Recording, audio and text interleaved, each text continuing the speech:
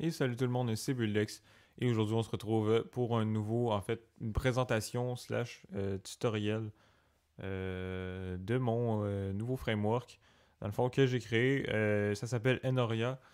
Donc, ça sert à quoi, Enoria? C'est un framework Lua pour créer des UI, des GUI de façon, en fait, déclarative. Donc, dans le code, tout simplement et d'avoir de centraliser dans le fond son thème de UI à un seul endroit. Donc je tiens à dire que même dans ben, en fait le framework il est encore en développement là. Vous pouvez contribuer aussi si vous voulez. Donc j'ai un GitHub là. Euh, je vais peut-être l'ouvrir en tout cas ou sinon vous me direz si vous voulez contribuer là. Donc voilà, tout simplement. Euh, puis on va aller dans Getting Started. Puis ça se peut qu'il y ait vraiment beaucoup de bugs. Même durant ce tutoriel-là, ça se pourrait qu'il y en ait, là, puis que je fasse pause, puis que j'allais les régler. Parce que, en fait, il n'y a pas beaucoup de gens qui l'ont testé encore. Donc, on doit être une dizaine à l'avoir testé. Donc, ça se peut vraiment qu'il y ait des bugs là, et tout. Là. Donc, je vous invite à me les reporter s'il y en a. Puis sinon, ben, moi, je vais regarder aussi de mon côté. Là. Donc, ici, on peut voir qu'il y a plusieurs façons de l'installer. Donc, ici, ça dit qu'on a besoin de VS Code avec Rejo, donc dans le fond, l'extension. Mais vous n'aurez pas besoin de développer sur VS Code. C'est juste parce que, dans le fond, ici, là, les fichiers .lua, là, sont pas compatibles directement avec Roblox Studio. Fait qu'on a besoin de passer par ça pour les convertir dans Roblox Studio. Mais il y a quand même un avantage, un bon avantage à développer sur VS Code, c'est que j'ai développé une extension Enoria Snippets qui va vraiment faire de l'autocomplétion sur plusieurs trucs comme, dans le fond, les widgets. En tout cas, on va en parler plus tard, vous allez voir. Donc, vous pouvez lancer VS Code. Donc, c'est bon. Donc, une fois que c'est lancé, on peut faire Open Folder, Workspace, nouveau dossier, tuto Enoria, tac, sélectionnez un dossier. Donc vous allez dans vos extensions, et là vous allez voir que j'en ai plein installés, là, mais ce qu'il faut garder en tête, c'est tac, Enoria Snippets, donc ajoutez ça. Tac, sinon qu'est-ce qu'il y a d'autre? L'UA Helper, vous pouvez l'ajouter, c'est pas obligatoire, mais vous pouvez. Tac. Sinon, qu'est-ce qu'il y a d'autre? Roblox Lua Autocomplete. Et Rejo, ça c'est très important de le mettre. Céline, ça c'est un linter qui va regarder votre code. Donc, dans le fond, installez au moins Rejo, puis ben, peut-être Enoria Snippets. Donc, tac. Donc, une fois que vous avez installé ces extensions-là, donc on va faire Rejo Initialize comme ça. Donc, vous faites CTRL-SHIFT-P. Donc, commande, en tout cas, pour Mac, je sais pas trop c'est quoi, là, mais il faut que vous montrez cette barre-là. Donc, je sais pas c'est où, sinon, tac, View, commande palette. Voilà, View, commande palette, et là, vous faites Rejo, Initialize, tac, et là, vous attendez. Puis là, il va vous créer un projet, dans le fond, avec des infos euh, sur vos trucs. Donc, ça, vous pouvez les modifier comme vous voulez, mais pour ce tutoriel, on va laisser ça comme ça. Ça va être moins compliqué. Donc, on va s'ouvrir un terminal. Donc, qu'est-ce qu'il nous dit? Ici, on dit en fait de faire cette commande, donc npm install enoria. Donc, on va le faire tout de suite. Vous pouvez aussi faire "-save pour pas avoir à le faire toujours. Mais ici, on peut l'installer directement. Là, ça ne change pas grand-chose. Donc, une fois que c'est installé, euh, dans le fond, on va pouvoir faire des commandes avec. Donc, il faut se rendre dans le dossier où on veut l'installer. Donc, si on veut l'installer dans Shared, Shared, c'est quoi? C'est tout simplement le Replicated Storage ici. Ben, il va être dans un autre dossier, en fait. Pas ici. Donc, on va se rendre CD. Donc, vous tapez dans la ligne de commande CD src slash shared pour vous rendre dans le dossier, celui-là ici. hello.lua, on peut l'enlever. Et on va faire enoria init pour initialiser le framework. Donc, patientez un petit peu, là, ça va être... Ok, ouais. Finalement, il fallait pas se rendre dedans, là. Il va le faire tout seul.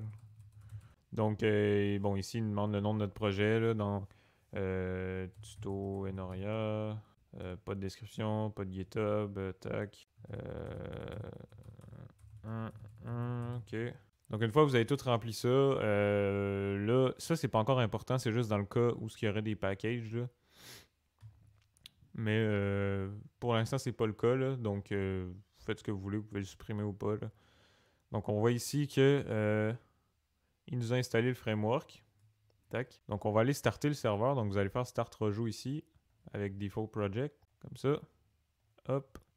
Et là, ici, vous allez ajouter le plugin Rejoue. La version la plus récente et vous vous connectez comme ça.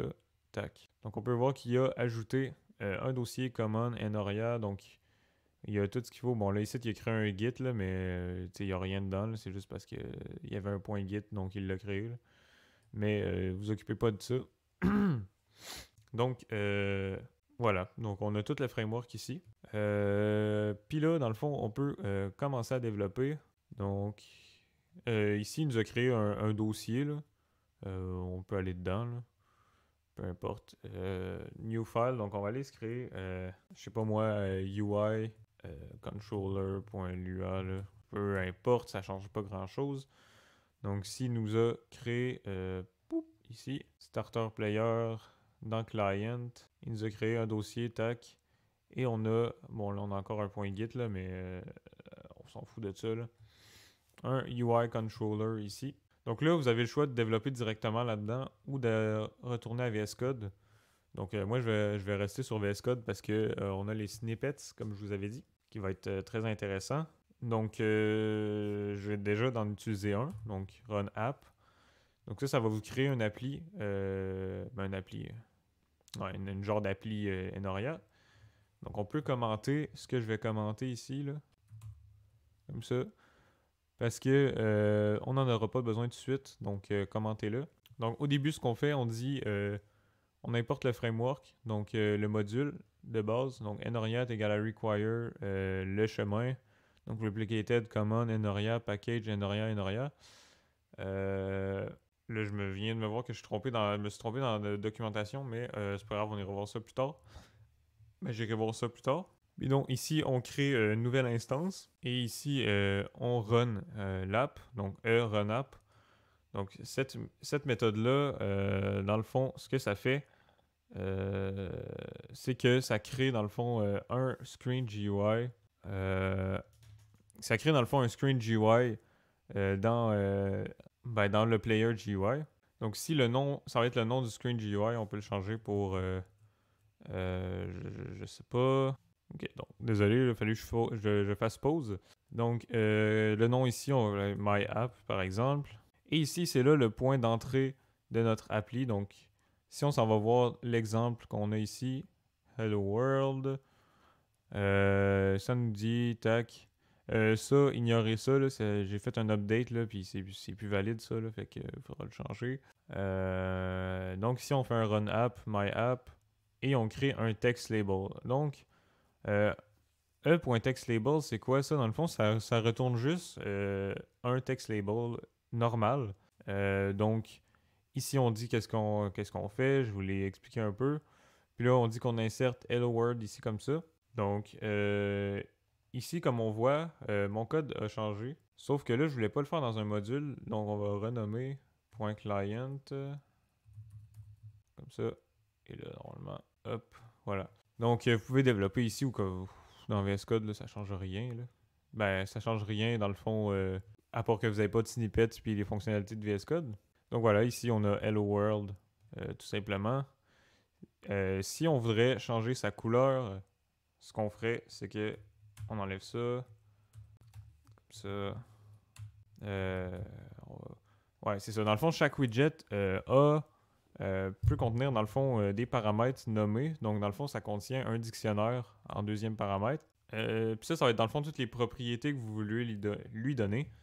Donc, par exemple, qu'on veut, je sais pas moi, le centrer pour qu'il prenne tout l'écran.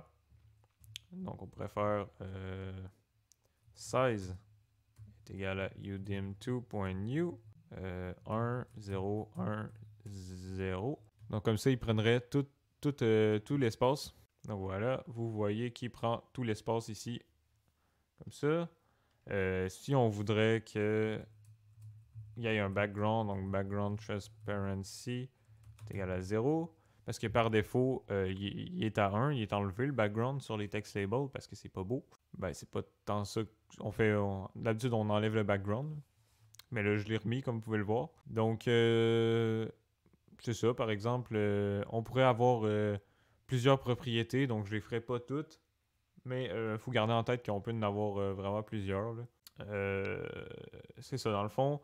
On pourrait avoir un text button. E.text button. Allô, clique-moi. Comme ça. Donc, ça donnerait un bouton. Là, j'ai rien mis dans mes propriétés, mais c'est pas grave, ça va fonctionner quand même. Donc, clique-moi ici. Et si, par exemple, je voulais que quand on clique dessus, ça print cliquer. Ce qu'on va faire, c'est qu'on va ajouter un event qu'on appelle onClick. Donc, les events, ça sert tout simplement à dire, dans le fond, on... Ben, quand le joueur a fait telle affaire, donc quand il a cliqué sur le bouton. Mais il y a aussi tous les events disponibles. Donc vous faites on, après ça le nom de l'event. C'est juste que pour le clic, c'est le seul qui est différent parce que sinon ce serait on, mouse, button, click. Mais sinon tu pouvais faire on right click, ça va marcher. Donc à part pour les clics, c'est on, mouse, enter. C'est vraiment le nom de l'event. Vous pouvez aller voir dans la documentation, mais c'est vraiment le nom de l'event à part pour les clics. Donc, on va lui donner une fonction, comme ça.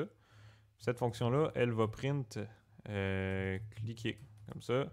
Donc, play, tac. Vous allez voir que quand on a cliqué, ça print cliquer, comme ça. Donc, c'est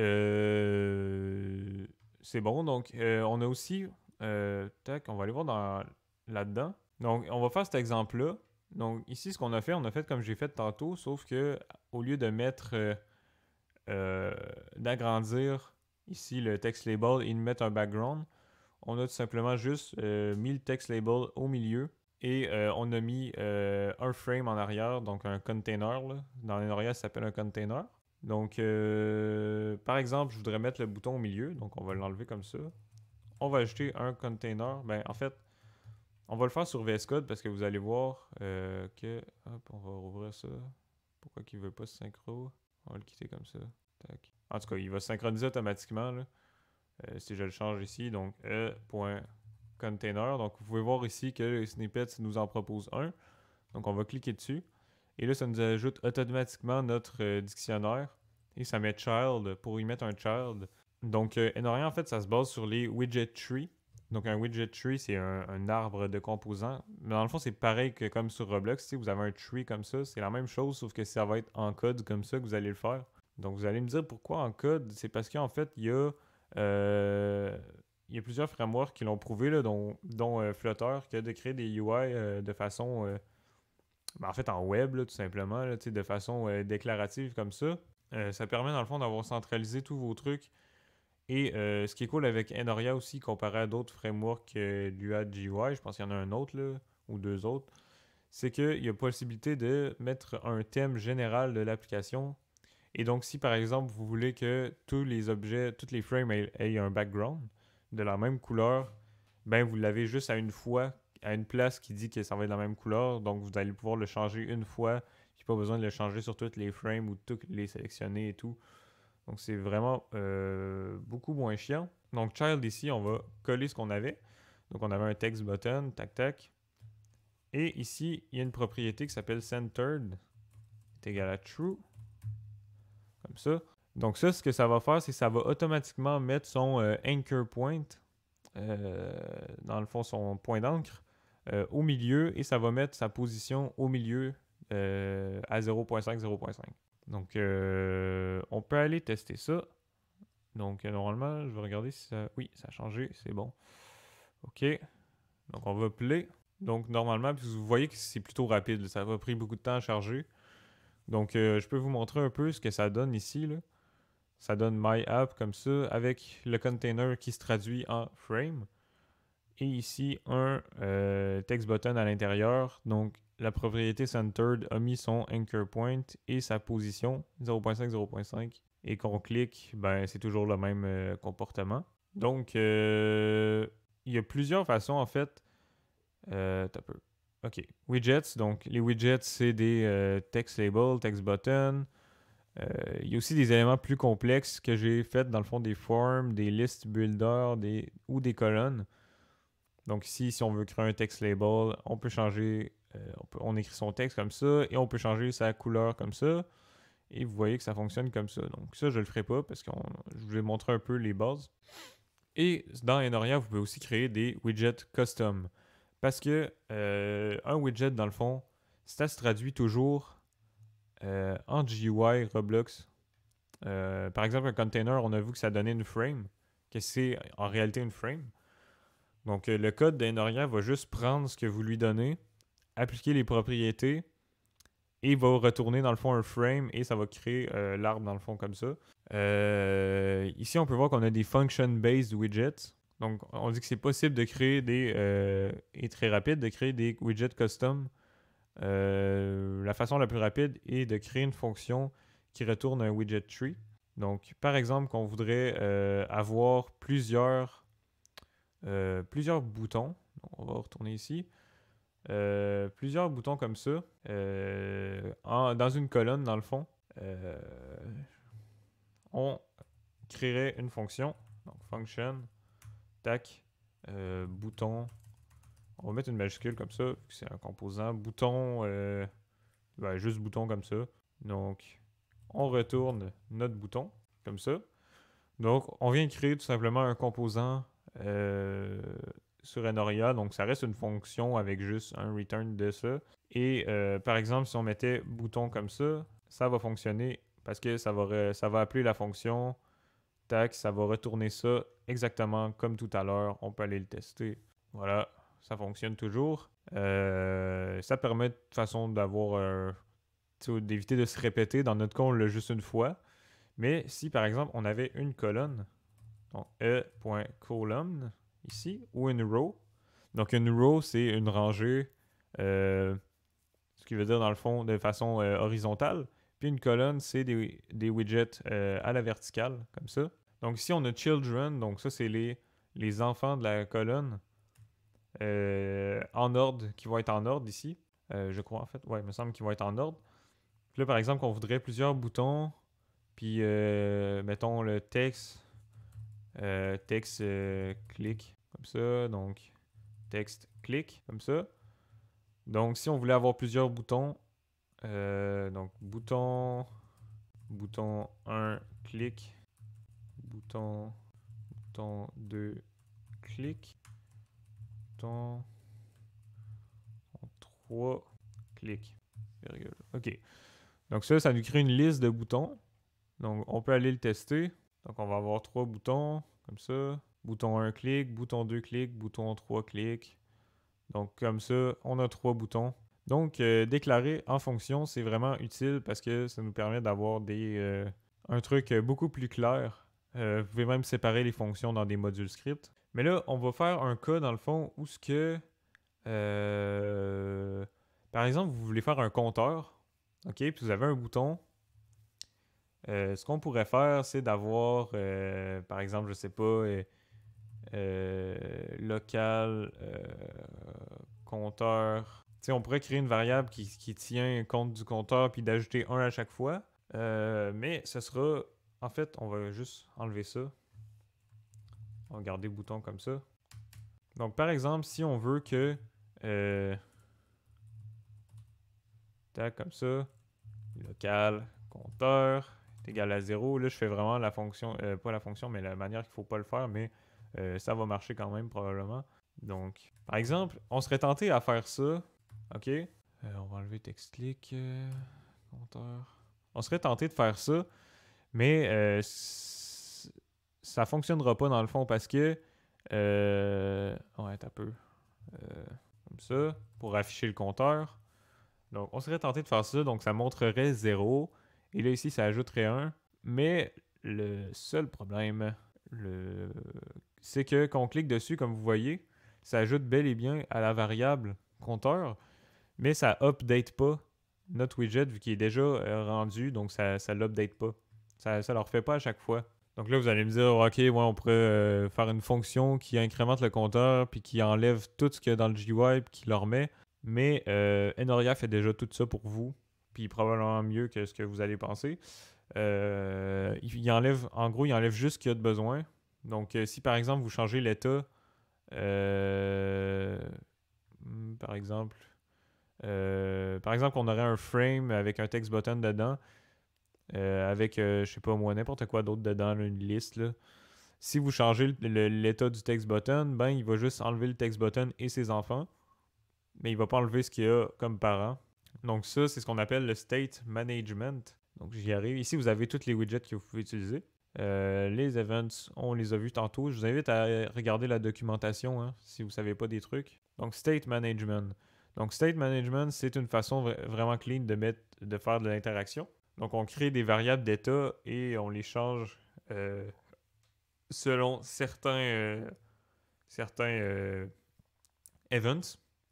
Donc quand le state est changé, Enoria, comme je vous ai dit tout à l'heure, il reconstruit seulement ce qu'il a besoin de reconstruire. Donc le widget lui-même qui change et ses enfants. Ça, c'est ce qu'on fait dans le fond. Donc, for example, with a simple, avec un compteur simple, on voudrait seulement une variable, donc le compteur lui-même, donc 0. Donc, on l'initialise à 0, puis on l'incrémente quand le joueur appuie dessus. Donc, si on va cliquer sur... Mais vous pouvez pas faire ça avec des fonctions, là. En tout cas, pas encore, là, mais avec des fonctions comme ça. Donc, ce que ça va prendre, c'est un custom widget. Donc, c'est un peu objet orienté. Donc, si vous allez voir ma vidéo sur comment faire d'orienter objet, donc, allez la voir si vous ne l'avez pas vue. Parce qu'il va falloir comprendre un peu, mais sinon, c'est pas trop grave. Donc, ici, vous créez un nouveau module script. Donc, on va aller le créer ici. Donc, on va l'appeler compteur.lua pour un module script. Et ici, on va créer, dans le fond, vous tapez st. Et là, vous allez dans stateful ici et vous faites entrer. Donc là, ça va nous créer un nouveau widget. Puis là, vous écrivez le nom, tout simplement. Donc, on va l'appeler compteur. Comme ça. Tac. Et là, ici, nous crée tout simplement tout seul ce qu'il y a besoin de créer. Donc, le seul problème, c'est qu'il faut aller importer Enoria ici, là, comme il faut, parce que je n'ai pas encore updaté ce code-là. Donc, vous avez juste besoin de remplacer g.enoriapath, le path que vous avez mis. Donc, comme ça ici. Ici, on crée dans le fond l'objet compteur. Ça, c'est du truc d'orienter objet, je ne l'expliquerai pas, parce que j'en ai parlé dans une de mes vidéos. Ici, c'est la fonction pour créer le widget, mais ça ne va pas faire le rendu. Donc, c'est ici qu'on va créer nos variables d'état. Donc, self.compte, donc le compte est égal à 0. Donc là, on définit notre compte à 0. Et ici, c'est la fonction qui va build le widget tree. Donc, ce qu'on fait ici, on définit une variable tree. Donc ça, c'est bien important de le faire là, pour que l'état soit pris en compte. Là, est égal à self build tree. Donc, on build le tree. Donc, ici, on n'avait pas besoin de le faire parce qu'il n'y avait pas d'état. Mais là, vu qu'il y a de l'état à gérer, Enoria, ben, dans le fond, il faut faire ça. Et ici, on crée dans le fond un text label, compteur widget. On return le tree, puis voilà. C'est comme un module script, dans le fond. Et on va l'importer. Donc, local compteur est égal à require script.parent.compteur. Ici, on va faire compteur, comme ça. Donc, compteur.new, build, vu qu'on va l'instancier et le construire en même temps. Ici, on pourrait se faire une variable. Dans le fond, il faut passer le contexte aussi, donc le e.contexte, parce qu'Enorian, il y en aura de besoin. Donc, il faut lui donner ici. Et on a besoin aussi, on pourrait ajouter par exemple initial, donc le compteur initial, le compte initial donc, est égal à initial, ou sinon on met 0. Donc ça, ce que ça veut dire, c'est que si initial est donné, tu le mets ici, sinon ça va être 0. Dans notre cas, on va mettre par exemple qui commence à 1. Et ensuite, on le build comme ça. On appelle la méthode build. Donc ça va construire notre widget. Ici, on va mettre un text button. Non, je ne l'ai plus. Hein. Donc e.textButton qui va mettre self.count. Donc ça va montrer au début 1, vu qu'on a passé 1. Et ici, c'est là que le fun commence. Donc, vous pouvez voir ici que, pas ici, state, qu'il y a une fonction qui s'appelle setState. Donc, parce que dans le fond, les custom widget, il hérite de la classe widget. Donc, pour avoir certaines méthodes comme setState. Donc là, on veut que quand on clique, notre compte change. Donc, on serait tenté de faire de self.count est égal à plus égal à 1. Mais ce que ça va faire, c'est que ça va juste l'incrémenter, mais ça va pas le montrer dans le UI. Nous autres, ce qu'on veut, c'est que ça l'affiche. Parce que ça va juste ajouter à la variable, mais ça va pas refaire le build qu'il faut. Donc, ce qu'il faut faire, c'est self. On appelle la méthode setState. Et ça, c'est dans le fond une fonction. Oups.